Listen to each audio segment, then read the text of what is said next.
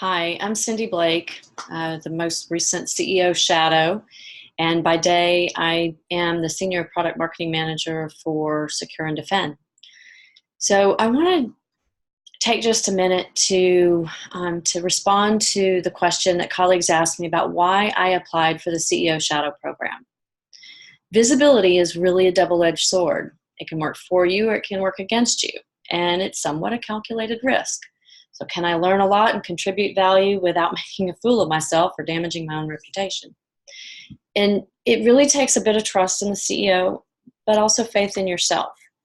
And so I want to share what led me to apply, even at the risk that it may be a little bit too much information. I'm being vulnerable here, but I'm betting that there are others who share some of my own self-doubts and may benefit from my story. So here goes. So instead of going middle-aged crazy, I took the path of getting my life in order. A while back, I left a job where I didn't feel valued in exchange for a job where I felt valued, but it was a really caustic environment. And deciding not to settle after only 6 months in an environment really similar to the movie Mean Girls, I took a leap of faith and I went to GitLab. I was attracted by the values and the transparency, and I'm so very happy that I made the move.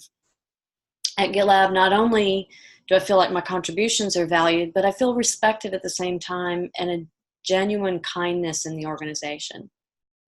Now, on a more personal front, at the same time I decided that I needed a healthier environment at work, I also decided I needed one at home. So I chose to end a marriage of over 30 years, realizing that I don't have to settle for disrespect, but only I can change the circumstances. I was the primary breadwinner for most of those years, and I chose to put up with a lot of garbage from my employers because I lacked the confidence to go out and do something different. When your partner at home questions everything you do, you begin to question it yourself, and it manifests in a lack of confidence that shows up in your career path and your personal choices. So I suddenly realized that life is short and I deserve better treatment. Now, friends often greet friends that are going through divorce by saying, "You deserve to be happy." And, happiness is sort of at the top of Maslow's hierarchy of needs. It's not an entitlement, and it's not even a necessity like food, clothing, or shelter. I don't think you deserve to be happy, but I do think you deserve to be treated with the same respect as a stranger and your contributions valued, whether at home or at work. And if these things aren't true, only you have the ability to make that change. I have a saying on my wall, and it says, "Life does not get better through chance. It gets better through change." Believe it. So as part of my own transformation, I've changed to be more confident and a more positive individual with a life where I can feel respected and valued. And in doing so, I chose to address my confidence issues head on. And this is where the CEO Shadow program came in. So I was at a difficult sales meeting with a customer where the salesperson had invited McBee, Sid, and myself, and had not set expectations in advance for roles in the meeting.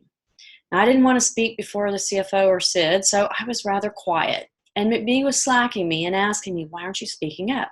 And I told him I was a little uncomfortable not knowing where I stood relative to others on the call. He challenged me on that and said I shouldn't be timid and offered to help me gain confidence even. I realized then that I needed to improve confidence on my own. What better way to do that than going toe-to-toe with the CEO every day for 2 weeks? So I met that challenge head on and now feel way more confident, not only in talking with Sid, but with the entire leadership team.